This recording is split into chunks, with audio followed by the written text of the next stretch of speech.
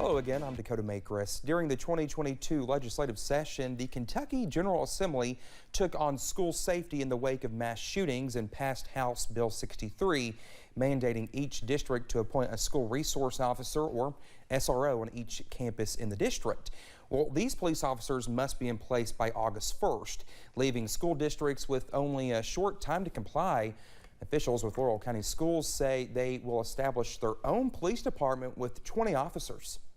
We're seeing violence in the public town square increasing, and there is a trend, and that makes it necessary to take additional steps to keep kids and everybody safe.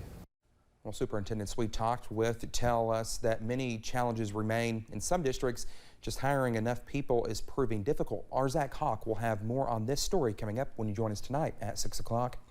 Well, kids in Pike County are getting a chance to invent this week.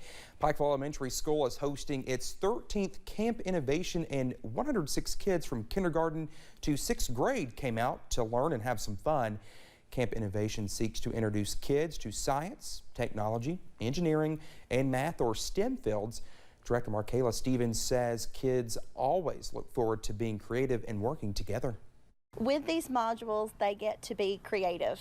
They get to be an engineer, and that is something that they look so forward to. They are in charge of designing what they would like to create, and they get to work in groups or pairs to do that along with their instructors. Well, Stevens said Camp Innovation was open for any children, not just those from Pikeville Elementary School, and approximately 20 of the 106 kids at Camp Innovation came outside of Pikeville ISD. We'll have more from the camp coming up at 6 o'clock.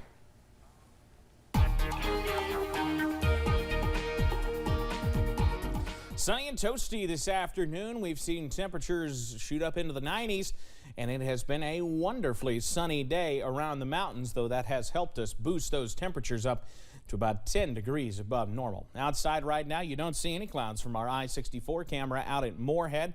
It has been a beautiful afternoon. This is at Buffalo Mountain here in Perry County. Couple of clouds along the edge there of the horizon, but nothing doing to cool us off. How about low 90s outside right now? 91 in Hazard. We're at a similar temperature. Jackson, Manchester, Williamsburg, Somerset, Harlan, all sitting at 91. Really, we're all within about a degree or two of, well, let's say 92 degrees or so.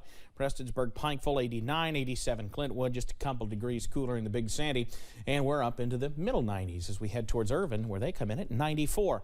But those dew points being in the 50s means those heat indices are actually in the upper 80s. They're cooler than what we're dealing with in terms of actual air temperatures, which is not bad out there. Pinpoint Doppler, it's a clean sweep around the region. We'll continue to see things stay on the clear side as we run through tonight. Satellite and radar are continuing to show everything is going to be all quiet for us tonight. So as we head through the overnight, we'll eventually drop down into those middle 60s. Mostly clear for us tonight with winds staying light and variable. Now I'll have the very latest on when we could increase the chance for a couple of showers or storms coming up in just a few minutes. Dakota?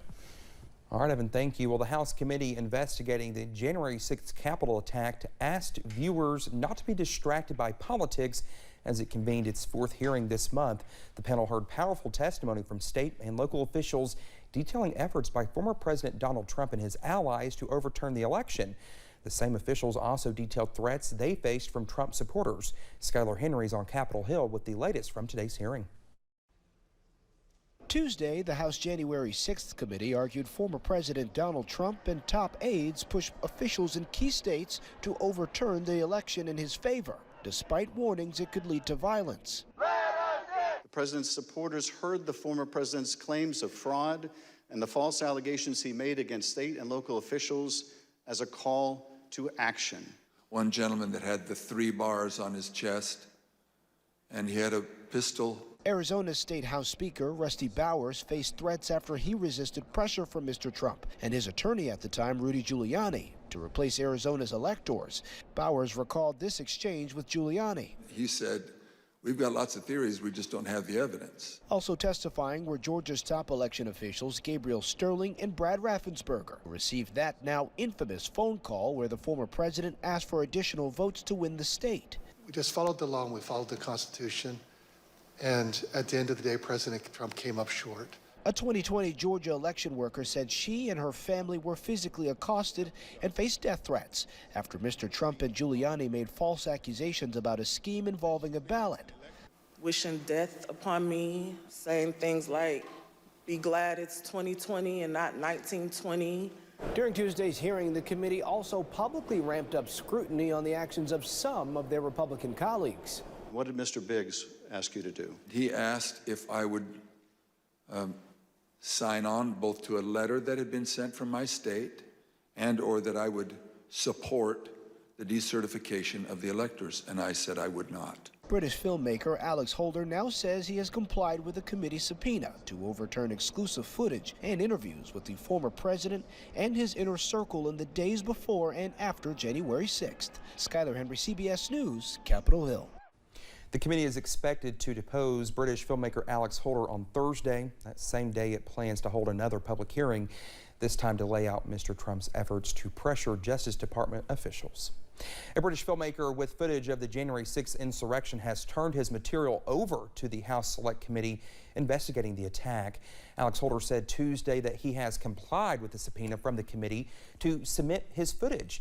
Well, the videos include never-before-seen interviews with the former president, members of the Trump family, and then Vice President Mike Pence. Holder wrote that his purpose for the film was to better understand the Trumps and what motivated them to hold onto power so desperately. The U.S. Supreme Court says religious schools cannot be excluded from Maine's tuition assistance program. The court released its 6-3 ruling Tuesday, finding the state's requirement for tuition assistance violates the First Amendment. Maine allows parents to use vouchers to send their children to public or private schools. Chief Justice John Roberts called the exclusion of religious schools in that program discrimination against religion. Critics argued the decision further erodes the separation between church and state. A Kremlin spokesman says the Geneva Convention does not apply to 2 U.S. citizens detained in eastern Ukraine. Russian-backed forces captured the pair last week in Donetsk. The 2 men, both from Alabama, were voluntarily fighting in Ukraine against the Russian invasion. The spokesman said the Geneva Convention, the charter that outlines how soldiers and civilians are treated in wartime, does not apply to the pair. During a regular call with journalists Tuesday, he also said the death penalty cannot be ruled out, but it's up to a court to decide. Officials said the Kremlin does not have a right to interfere. A Russian Nobel laureate is supporting Ukraine refugees by auctioning off his Peace Prize medal. Dmitry Muratov won the prize last year. He is the editor-in-chief of an independent Russian news outlet and has criticized Russia's use of military force. Heritage Auctions says it is sold the medal for more than $100 million. The sale is to support UNICEF's Child Refugee Fund. Netflix is bracing for more layoffs, according to Variety.